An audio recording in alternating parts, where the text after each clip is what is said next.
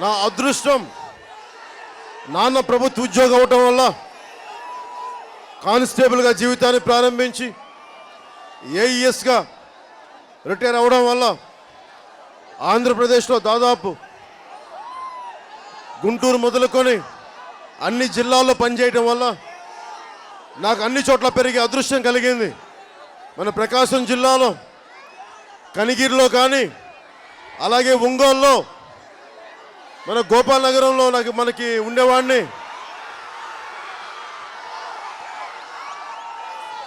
కౌపేటలో ఉండేవాడిని. ఎప్పుడన్నా కామెంట్లు వచ్చినప్పుడు ఒకసారి ఎప్పుడో కామెంట్లు వస్తే మా అమ్మమ్మ జట్కా బండిలో టంగుడూరు వెంకటాయపాలెం తీసుకోపోయింది మందేయించడానికి. నాకు ఒంగోలు నాకు ఎంతో మంచి జ్ఞాపకాలున్న ఒంగోలు నాది. ఇక్కడ కొన్ని సంవత్సరాలు ఉన్నవాడిని. అలాగే నాన్న ఉద్యోగం అప్పుడు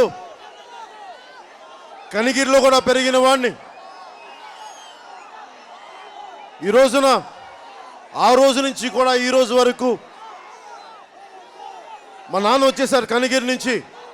ఎందుకంటే పిల్లలకి ఆరోగ్యం పాడైపోద్ది అంటే దేనికంటే కనిగిరిలో ఫ్లోరోసిస్ నీళ్లు ఒళ్ళు పాడైపోతే ఒళ్ళు వంగిపోతాయని చెప్పేసి చిన్నప్పుడు నన్ను అక్కడి నుంచి తీసుకొచ్చేసారు. ఈ రోజుకి ఇన్ని దశాబ్దాలు దాటినా ఈ రోజుకే మన కనిగిరిలో మన ఫ్లోరైడ్ సమస్య తీరలేదు. ఇంకా మోకాళ్ళు కీళ్ళు వంగిపోయే పరిస్థితి, కిడ్నీ వ్యాధికి గురయ్యే పరిస్థితి. చాలాసార్లు అడిగారు నన్ను జన సైనికులు అన్నదమ్ములందరూ, ఒక్కసారి నువ్వు వచ్చి ఉద్దానం గురించి ఎలా మాట్లాడావో మన ప్రకాశం జిల్లా ఒంగోలులో కూడా ఫ్లోరైడ్ సమస్య గురించి మాట్లాడాలి, కిడ్నీ సమస్యల గురించి మాట్లాడాలంటే నాకు తెలుసు. చిన్నప్పుడు ఇక్కడ పెరిగిన వాడిని. కానీ ఎంత మాట్లాడినా కానీ ఆ రోజున ఉద్దానంలో మాట్లాడినా కొంతమేరకు ప్రభుత్వం కదిలింది. కానీ మనకి సరిపోదు. నేను నగరం అభివృద్ధి అయ్యే కొద్దీ ఉద్యోగాలు ఎక్కువ వస్తాయి, ఉపాధి అవకాశాలు ఎక్కువ ఉంటాయి అని చూస్తే నా చిన్నప్పటి నుంచి ఒంగోలు పెరిగింది. కానీ ఇన్ని దాదాపు 35 లక్షల పైచిలుకున్న జనంలో ఇన్ని లక్షల మంది సంవత్సరానికి వలసలు వెళ్ళిపోవడం నాకు నిజంగా చాలా బాధ కలిగించే అంశం. నాకు ఒకవైపు మనకి చీమకుర్తి గ్రనైట్, చైనా ఒలింపిక్స్ కూడా వాడేంత ప్రఖ్యాతి గల గ్రనైట్ ఉండి పరిశ్రమలు లేకపోవటం, ఉపాధి అవకాశాలు లేకపోవటం, ఒకవైపు రైతులు వెలుగొండ ప్రాజెక్టు ఈ రోజుకి పూర్తి చేయకుండా నిజంగా అన్యాక్రాంతం అయిపోతున్నారు రైతులు, బాధపడతా ఉన్నారు రైతులు. మాట్లాడేవాళ్ళు లేరు. శిలాఫలకాలు వెయ్యడం తప్ప ప్రాజెక్టును పూర్తి చేయాలన్న ఇది ఆకాంక్ష కానీ నిజంగా ఆవేదన కానీ ప్రభుత్వానికి లేవు. నేను మీ ముద్దు బిడ్డని, ఇక్కడ పెరిగిన వాడిని, ఆంధ్రుల ఆత్మగౌరవం కోసం నిలబడేవాడిని, తెలుగు జాతి ఐక్యత కోసం ఉన్నవాడిని. నేను ఈ రోజున మీకు మాటిస్తున్నాను,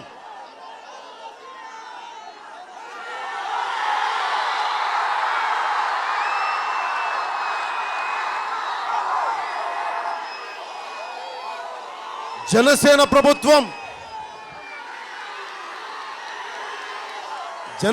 ప్రభుత్వం రాగానే నేను ఒక మాట ఇస్తున్నాను, వలసలు ఖచ్చితంగా ఆపేస్తాం. ఈ రోజున దోనకొండ అంటే క్యాపిటల్ వస్తుంది కాబట్టి వేలకు వేల ఎకరాలు స్థలాలు కాజేసి పెట్టుకున్నారు. అదే దోనకొండలో ఉపాధి అవకాశాలు వస్తాయి, పారిశ్రామిక కారిడార్లు వస్తాయి. ఆంధ్రప్రదేశ్ ఇండస్ట్రియల్ కార్పొరేషన్ వాళ్ళు స్థలాలు తీసుకొని, రైతుల దగ్గర స్థలాలు తీసుకొని ఉపాధి అవకాశాలు రావట్లేదు, పరిశ్రమలు రావట్లేదు. వీటన్నిటి గురించి మాట్లాడటానికి ఈ యువతరం తాలూకు ఆశయాలని, ఈ నవతరం తాలూకు వేదనని అర్థం చేసుకున్న పార్టీ జనసేన పార్టీ. నిజంగా మీ ఆకాంక్షల కోసమే, మీ ఆవేదన కోసమే నేను జనసేన పార్టీ పెట్టాను. సినిమాలు చేసి కోట్లు సంపాదించే పరిస్థితిలో ఉండి కూడా ఎందుకు వదిలేసి వచ్చానంటే, సినిమాల్లో డబ్బులున్నాయి, పేరుంది, కానీ నాకు సంతృప్తి లేదు. కులాలకి, మతాలకి, ప్రాంతాలకి అతీతంగా ఉపాధి అవకాశాలు ఉండాలి, అభివృద్ధి ఉండాలి, చట్టసభల్లో ప్రతి ఒక్కరికి ప్రాతినిధ్యం రావాలి. కొన్ని కులాలని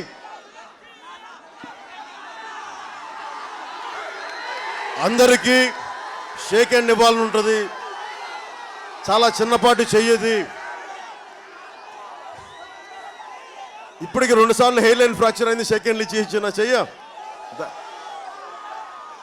ప్రజా పోరాట యాత్ర స్టార్ట్ చేసినప్పటి నుంచి అందుకని మనసులు అందరికీ షేక్ హ్యాండ్స్ ఇవ్వాలనుకున్నా కానీ నాకు మీ పట్ల అమితమైన ఇష్టం, గౌరవం ఉంటుంది. అందరికీ షేక్ హ్యాండ్ ఇవ్వలేకపోయింది. మనస్ఫూర్తిగా నన్ను తప్పుగా భావించవద్దు, మనస్ఫూర్తిగా అర్థం చేసుకోమని కోరుకుంటున్నాను.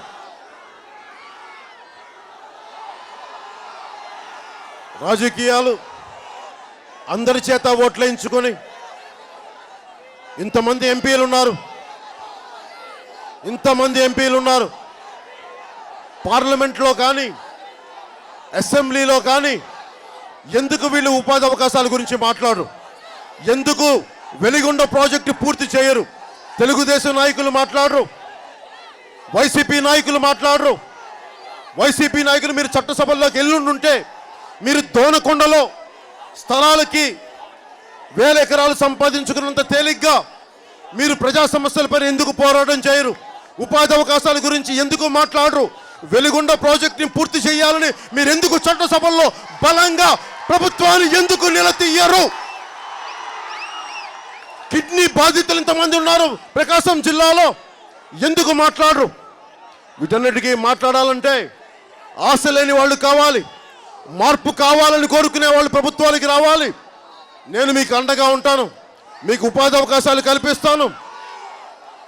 ఆశ లేని వాడిని, ఆదుకోవాలనుకునే తపనున్న వాడిని, ఉన్న ఆస్తిని వదులుకొని వచ్చిన వాడిని నేను మీకు అండగా ఉంటానని తెలియజేసుకుంటున్నాను.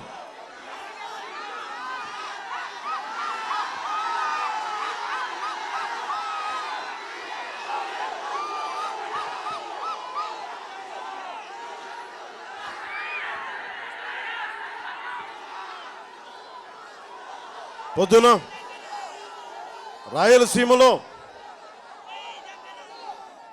నేను పెరిగిన ఒంగోలు, నేను చిన్నప్పుడు ఓనామాలు దిద్దుకున్న ఒంగోలు, నాకింత ఘన స్వాగతం పలికితే నా గుండె ఉప్పొంగిపోయింది. నాకు తెలియదు, అందరూ నా బలం. నువ్వు ఆ జిల్లాలో బాగుంటావు, ఈ జిల్లాలో బాగుంటావు అని చెప్తా ఉంటే, అరే నేను దేశాన్ని ప్రేమించిన వాడిని, కులాలకి మతాలకి అందరికీ అతీతంగా అందరినీ సమానంగా ప్రేమించేవాడిని.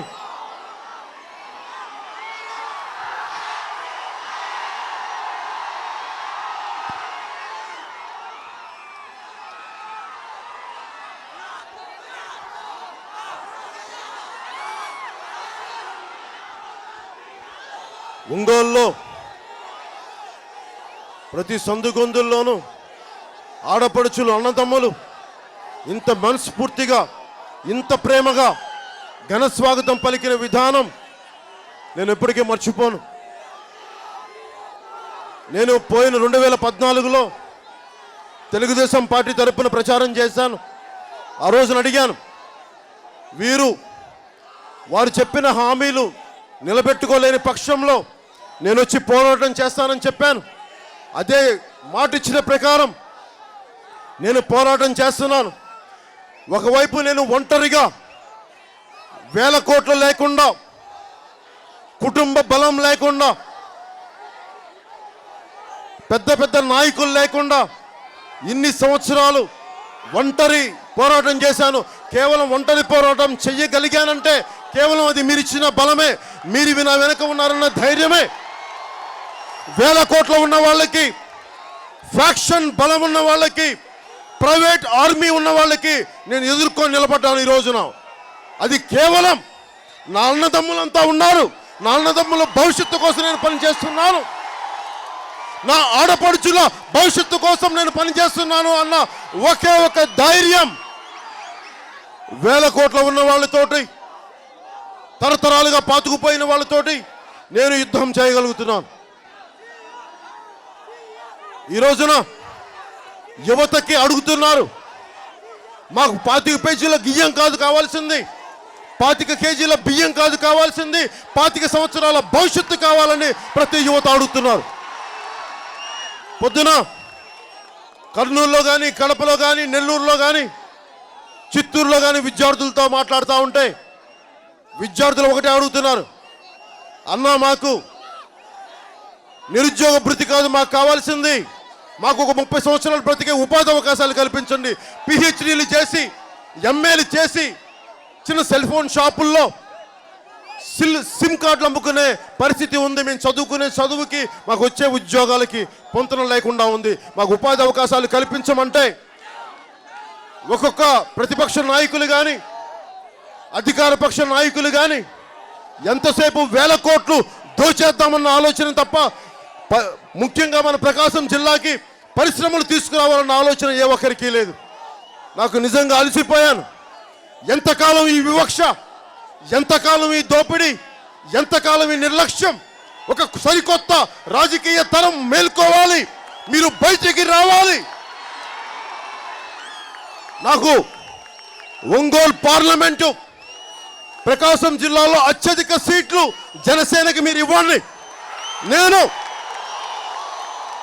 ఒంగోలులో పెరిగిన వాడిగా చెప్తున్నాను, వెలిగొండ ప్రాజెక్టు పూర్తి చేసి తీరుతానని మీకు ఆ జీసస్ క్రైస్ట్ భగవంతుడున్నాడు, భగవంతుడి మాట మీద వేసి చెప్తున్నాను, వెలిగొండ ప్రాజెక్ట్ పూర్తి చేస్తామని నీకు మనస్ఫూర్తిగా తెలియజేసుకో. ఎందుకంటే కరువు కాటకాలు ఆగిపోవాలి, వలసలు ఆగిపోవాలి, ఉపాధి అవకాశాలు రావాలి, పరిశ్రమలు రావాలి, అందరికీ అభివృద్ధి జరగాలని నేను మనస్ఫూర్తిగా వాంఛిస్తున్నాను.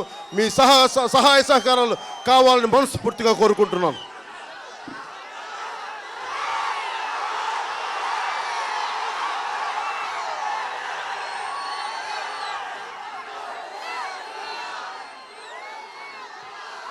అలాగే ముఖ్యంగా జనసేన కోసం పనిచేస్తున్న జన సైనికులకు కూడా నిజంగా నా హృదయపూర్వక ధన్యవాదాలు. ఒంగోలు జిల్లాలో ఒక్క పెద్ద నాయకుడు లేకుండా అందరూ అడుగుతున్నారు. మొన్న కొంతమంది కూడా అడిగారు కర్నూలులో, కడపలో, మీకు ఆర్గనైజేషన్ ఎక్కడ ఉందని. ఆర్గనైజేషన్ లేకపోతే ఇంత సభను ఎక్కడ నడుపుతాం? నా జన సైనికులే నా ఆర్గనైజేషన్. మనది ఉద్యమం, ఒక మార్పు కోసం ఉద్యమం చేస్తున్నాం. కేవలం రాజకీయ పార్టీ కాదు, 10 మంది జనరల్ సెక్రటరీలు, 10 మంది ఆర్గనైజింగ్ సెక్రటరీలు, ఎగ్జిక్యూటివ్ మెంబర్స్ కాదు, ఒక విప్లవం తీసుకొస్తున్నాం. ఈ రోజున ఒక యువత ఇంతమంది బయటికి వస్తున్నారంటే మార్పు కావాలని కోరుకుంటున్నారు. ఆ మార్పు కోసం ఉంది జనసేన.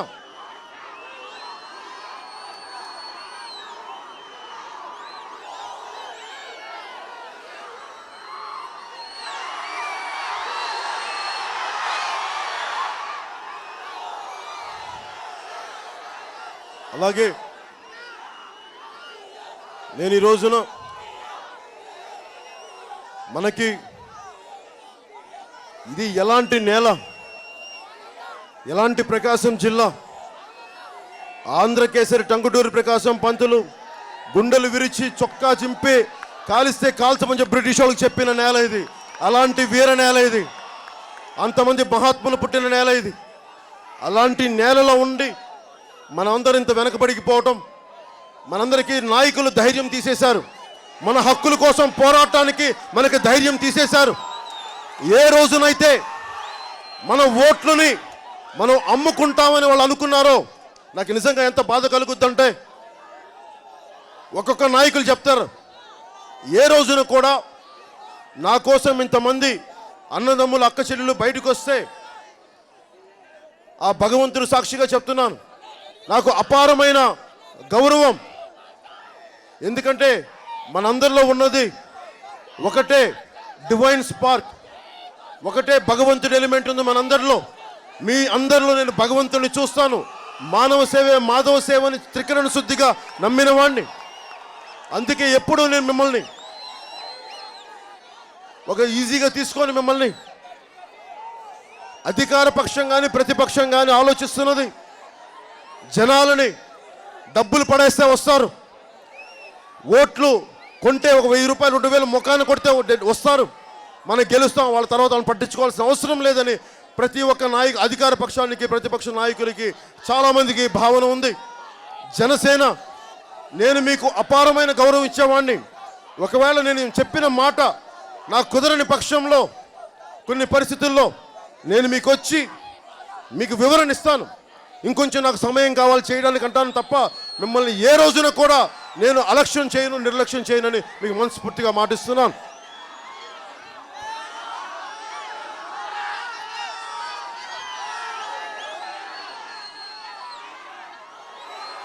అలాగే ఇంతమంది యువతకు ఉపాధి అవకాశాలు కావాలంటే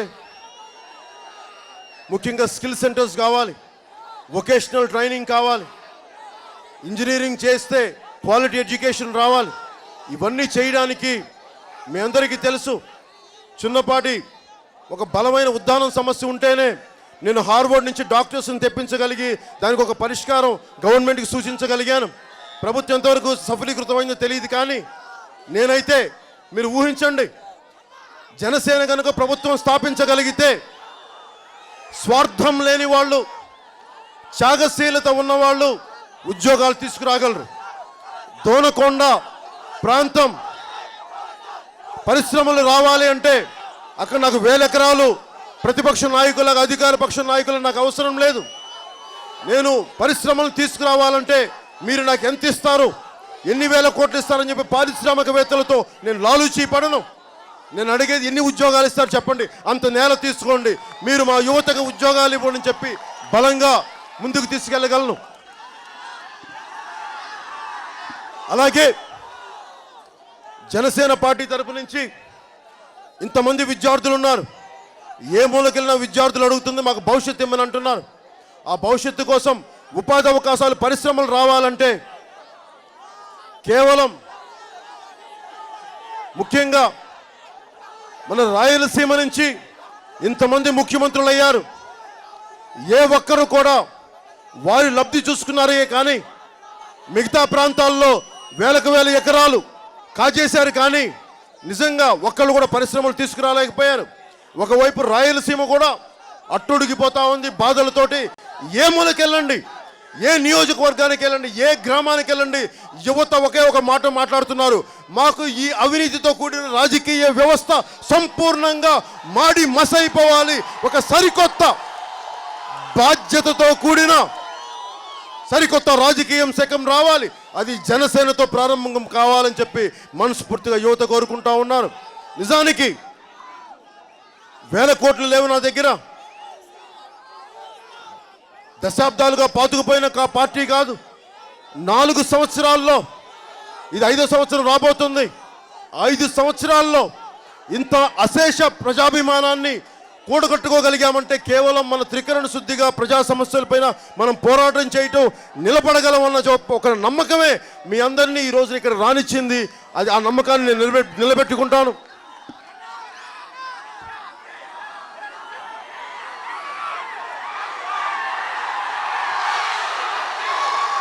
ఒక్కోసారి నాకు భయం వేస్తుంది కూడా. ఎంత భయం వేస్తుంటే ఇంతమంది పచ్చబొట్లు పొడిపించుకొని నీ మీద నమ్మకం ఉంది అంటే ఒక్కోసారి నాకు చాలా భయం కూడా వేస్తుంది, ఇంత పెద్ద బాధ్యత ఎందుకు తీసుకున్నానని చెప్పి. కానీ నాకు నమ్మకం, నేను చిన్నప్పటి నుంచి కూడా నేను ఇంత ఉన్నప్పుడు ఇంత సమస్య తీసుకునేవాడిని. ఈ రోజున పెరిగిన తర్వాత కూడా ఇన్ని కోట్ల మంది బాధ్యత తీసుకోగలిగానంటే ఆ మహానుభావుణ్ణి, భగవంతుణ్ణి త్రికరణ శుద్ధిగా నమ్మిన వాణ్ణి. అలాగే అన్ని కులాల చేత ఓట్లు వేయించుకొని ఎలక్షన్లు రాగానే అన్ని కులాలు మాకు ఓట్లు వేయాలి, అన్ని మతాలు మాకు ఓటు వేయాలని చెప్పి ఈ నాయకులు కొంతమందికే పనిచేస్తూ ఉన్నారు. జనసేన అన్ని కులాల, అన్ని మతాలకి, అన్ని ప్రాంతాలకి సమానంగా నేను మీకోసం పనిచేస్తాను. ప్రతి ఉదాహరణకి మత స్వేచ్ఛ, ఎవరినైనా భగవంతుని ఏ రూపంలో చూడొచ్చు, అలాంటి మత స్వేచ్ఛ ఉండాలి. అలాగే ఇంకొక మతాన్ని దూషించే పద్ధతి కూడా ఆగాలి. అలాగే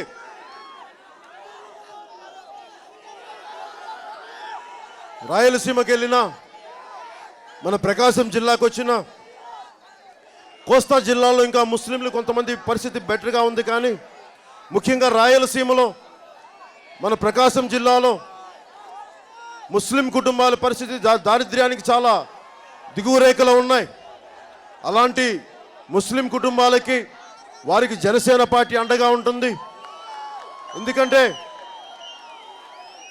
చిన్నప్పుడు మేము క్లౌపేటలో పెరుగుతున్నప్పుడు మా నాన్నగారు స్నేహితులు ఫారూఖీ గారు ఉండేవారు. మాకు ఆ సాన్నిహిత్యం తెలుసు, ఎన్ని దారిద్ర్యంలో ముస్లిం కుటుంబాలు ఉన్నాయని చెప్పి. ఆ రోజు నుంచి ఈ రోజు వరకు అభివృద్ధి జరుగుద్దని చూస్తే కొద్దిమంది అభివృద్ధి అయ్యారు, కానీ దూదేకుల వారికి కానీ మిగతా ముస్లిం తెగలకు కానీ అభివృద్ధి చాలా దూరంగా ఉంది. ఉన్న రాజకీయ నాయకులు, రాయలసీమ నాయకులు కూడా ఏ మూలకెళ్ళినా కానీ రాయలసీమ నాయకులు ఎంతసేపు అణిచిపెట్టేసి ఓట్లు వేయించుకోవడం తప్ప ముస్లింలను బయటికి తీసుకురావాలన్న ఆలోచన రాయలసీమ నాయకులకి లేదు. ఎందుకంటే భయభ్రాంతులు చేసి ఓట్లు వేయించుకోవడమే వారి లక్ష్యంగా కనిపిస్తుంది.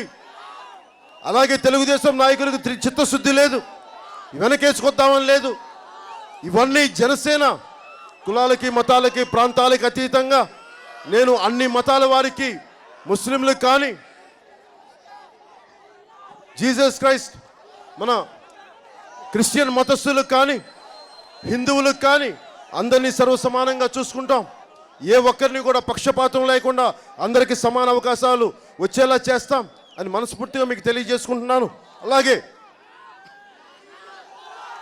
రైతులకి నెల్లూరు జిల్లాకి వెళ్ళినా, ఎక్కడికి వెళ్ళినా, మనకి నెల్లూరు జిల్లాకి వెళ్తే, ఇందాక నెల్లూరు జిల్లా నుంచి వస్తుంటే రైతులు నాకు ఒకటే చెప్తా ఉన్నారు, ఉన్న ప్రాజెక్టులు ఏమో పక్క జిల్లాలకు పోతా ఉన్నాయి, మన పొలాలు సాగునీటి అవసరాలు లేవు, కనీసం ఉన్న ప్రాజెక్టులు స్టార్ట్ చేయట్లేదంటే నాకు అదే పరిస్థితి మన ప్రకాశం జిల్లాలో కూడా కనిపిస్తుంది. భూములు అసలు పంట ఎండిపోతూ ఉన్నాయి, ఉన్న ప్రాజెక్టులు పూర్తి అవ్వట్లేదు.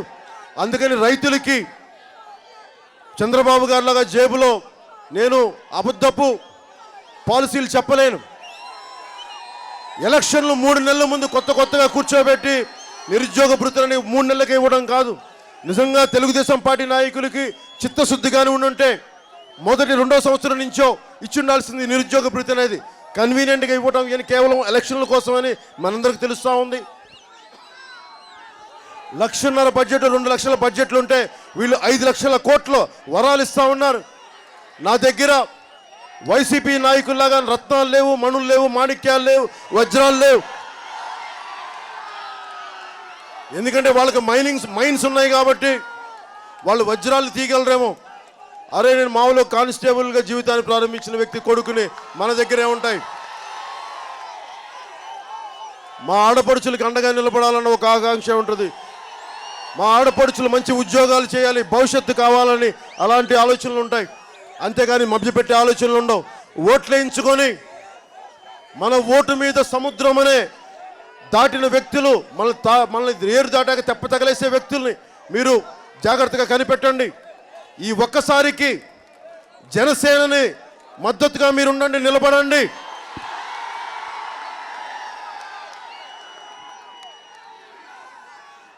నేను ఏ ప్రభుత్వాలు చేయనంతగా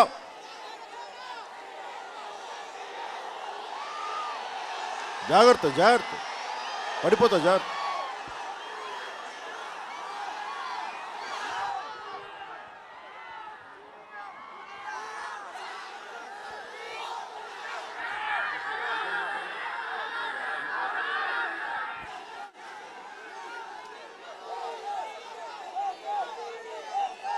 ఒకవేళ కాంగ్రెస్ ప్రభుత్వం ఉన్నప్పుడు ఒక్కొక్క పథకానికి ఇందిరమ్మ పథకాలు, అన్ని ఇందిరమ్మ పథకాలే, అన్నీ ఒక కుటుంబం పేర్లే. పోనీ ముఖ్యమంత్రి గారు వస్తే చంద్రన్న బీమా పథకం, చంద్రన్న నజరానా, చంద్రన్న పారితోషికం, చంద్రన్న అది, చంద్రన్న ఇది అంటున్నారు. నిజానికి మన పొట్టి శ్రీరాములు గారిని మర్చిపోయారు, ప్రకాశం పంతులు గారిని మర్చిపోయారు. ఏ ఒక్క పథకానికైనా రాష్ట్రం కోసం చచ్చిపోయిన అమరజీవి పొట్టి శ్రీరాముల పేరు పెట్టలేకపోయారు ఒక్క నాయకులు కూడా. చాలా బాధ కలిగించే అంశం. అరే టంగుటూరు ప్రకాశం పంతులు గారు ఎలాంటి వ్యక్తి అంటే, ఒంటి మీద కట్టుబట్టలు పంచె లాల్చీతోటి ఏ ఇంటికి వెళ్తే వాళ్ళ బట్టలు తీసుకొని సర్వస్వం వదిలేసిన గొప్ప లాయర్. ఆయన పేరు మీద ఒక్క పథకం లేదు, ఏదో రోడ్డు పెట్టాం టంగుటూరు బరాజ్ అని చెప్పి వదిలేసాను తప్ప, నిజానికి ఇన్ని పథకాలకి అలాంటి విలువ గల నాయకులే కానీ ఉండుంటే ఈ రోజున మన ఒంగోలులో ఒక యూనివర్సిటీ వచ్చిండేది. ఒక యూనివర్సిటీ లేదు మనకి, కనీసం ఒక యూనివర్సిటీకి నోచుకోలేకపోయాం. ప్రకాశం జిల్లాకి యూనివర్సిటీ తీసుకొచ్చే బాధ్యత జనసేన పార్టీ తీసుకుంటుంది. వెలిగొండ ప్రాజెక్టు పూర్తి చేసే బాధ్యత జనసేన పార్టీ తీసుకుంటుంది. ఇక్కడ మన కనిగిరిలో ఫ్లోరోసిస్ సమస్యని సమూలంగా రూపుమాపుదాన్ని మీకు తెలియజేసుకుంటూ, ఇలాంటి ఒక్క నాయకుడు లేకుండా, బలమైన నాయకులు లేకుండా ఇంతమంది ప్రజల్ని సమీకరించగలిగామంటే ఇది సమీకరణ కాదు. స్వచ్ఛందంగా ఒక్కొక్క జన సైనికుడు తన బైకుల్లో వస్తుంటే నాకు గుండె కదిలిపోయింది, రోమాలు నిక్కబడుచుకుంటున్నాయి. ఆడపడుచుల రోడ్ల మీదకి వచ్చి అన్నా నీ కోసం మేము ఉన్నామంటే నాకు నిజంగా గుండె కదిలిపోయింది. ఇంత మీరు నాకు ప్రేమ చూపించినందుకు నా సర్వస్వం, నా ప్రాణం మన రాష్ట్ర అభివృద్ధికి, దేశ అభివృద్ధికి దారపోసాను నేను.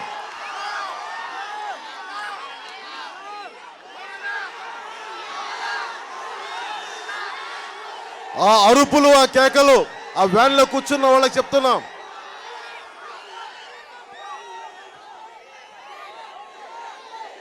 యూనివర్సిటీ తెచ్చిన తర్వాత ఇలాగ తెప్పిస్తాను. అత్యంత అద్భుతమైన యూనివర్సిటీని తెప్పిద్దాం.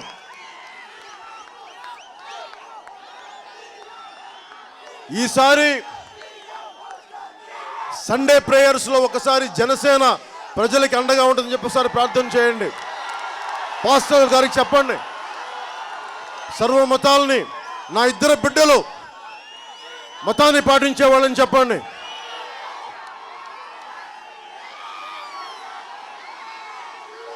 అలాగే ఎలక్షన్లు రాబోతున్నాయి. ఈ ఎలక్షన్స్ చాలా కీలకమైనవి.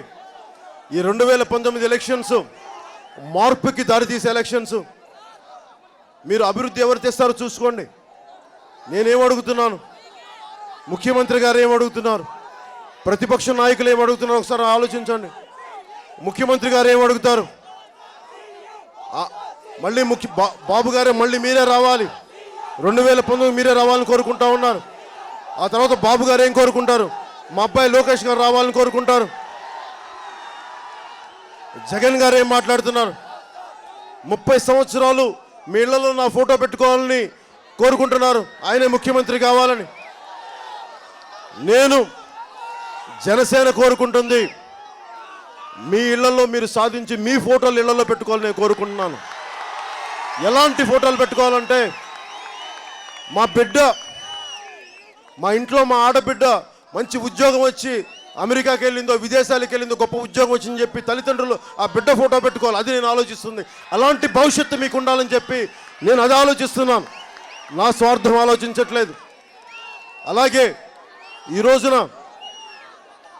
కుటుంబ పాలన చేయడానికి రాలేదు. మా పెద్దనాన్న కొడుకుని, మా పిండి కూతుర్ని, లేదంటే మా మునిమ, మా మేనమామ మనవాణ్ణి ఇలాంటి కథలు చేయడానికి రాలా.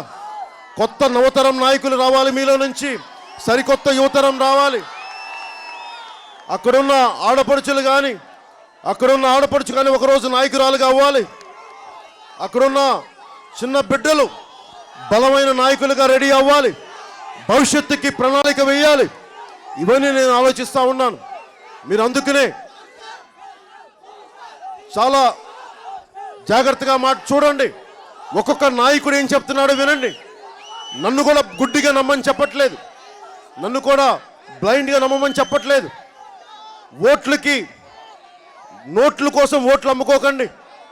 ఎందుకంటే మనం చాలా నిర్లక్ష్యం చేస్తాం. డబ్బులు పడేస్తే జనాలు వస్తారని చెప్పి వాళ్ళు మిమ్మల్ని కించపరుస్తూ ఉంటే నా గుండె మండుతూ ఉంది, నా కడుపు మండుతూ ఉంది, నా కడుపు రగులుతూ ఉంది. మన చేత ఓట్లు ఎంచుకొని మనల్ని పరిహాసం చేస్తున్న పార్టీలవి. అలా కాకుండా మిమ్మల్ని గుండెల్లో పెట్టుకునే వ్యక్తిని గుండెల్లో పెట్టుకునే పార్టీ జనసేన పార్టీ.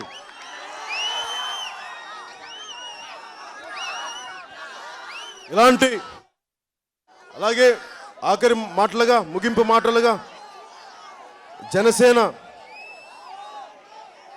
ముఖ్యంగా జన సైనికులకి, పార్టీలో బాగా దగ్గరగా పనిచేస్తున్న జన సైనికులకి ఈ రోజున స్టేజ్ పైన కూడా చాలామంది ఉన్నారు, బయట చాలామంది ఉన్నారు. వారందరికీ నా విన్నపం ఒకటే, వీళ్ళందరూ కూడా మన జన సైనికులే, గుర్తుపెట్టుకోండి. ఎవరూ ఎక్కువ కాదు, ఎవరూ తక్కువ కాదు. ఎందుకంటే చాలామంది, కొద్దిమంది జన సైనికులు వారు చేస్తున్న విధానం నాకు నచ్చలేదు.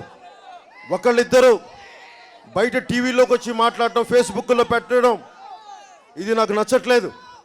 నేను ఏ పదవి లేకుండా 10 సంవత్సరాలు ప్రభుత్వాన్ని నిలబెట్టి ఈ రోజున రోడ్ల మీద తిరుగుతుంటే, ఒకవైపు దాన్ని చూసి ఆదర్శంగా తీసుకోకుండా మీరు కూర్చోబెట్టి నేను ఎమ్మెల్యేని సెల్ఫ్ డిక్లరేషన్ చేస్తే, బాబు మీ అందరికీ చెప్తున్నాను, అలాంటి వ్యక్తులకి, జనసేన పార్టీలో ఉన్న ప్రతి వ్యక్తికి సెల్ఫ్ డిక్లేర్డ్ ఎమ్మెల్యేస్ అయితే నేను వెంటనే బయటికి పంపించేస్తాను, గుర్తుపెట్టుకోండి. నాకు అలాంటి భయాలు లేవు. నాకు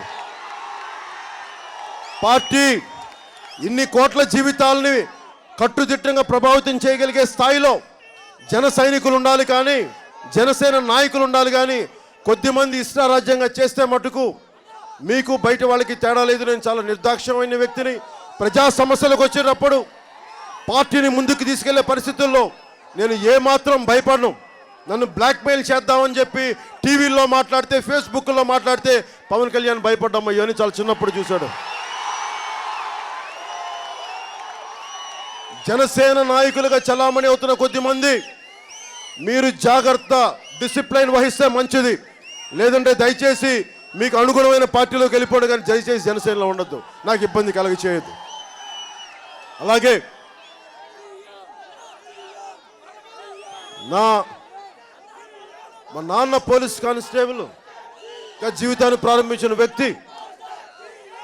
ఆయన కోరుకుంది ఒకటే, చిన్నప్పటి నుంచి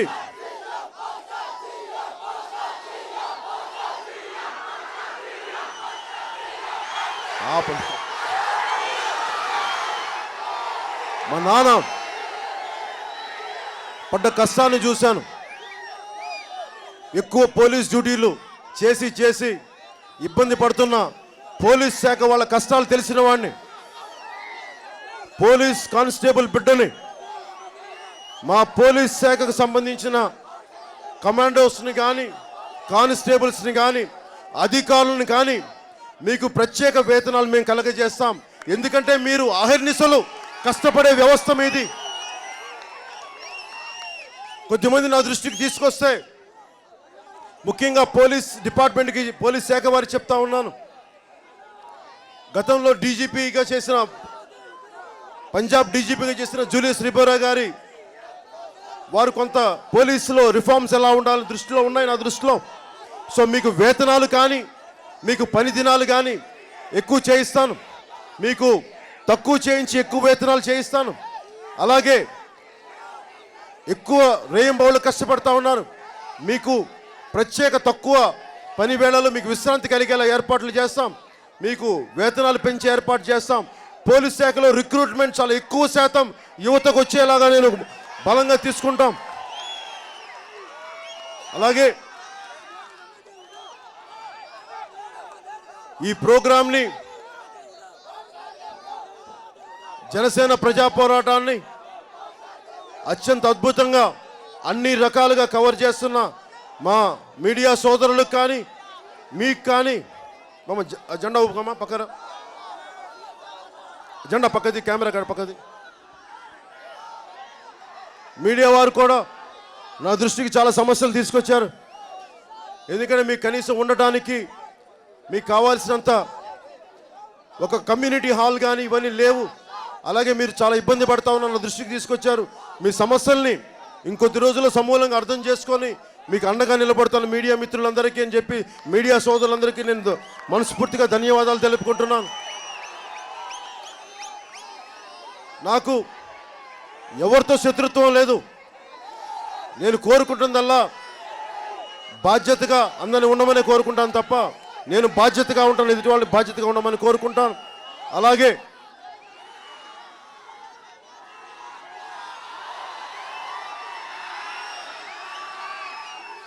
జెండా తీయమని జెండా పక్క పెట్టు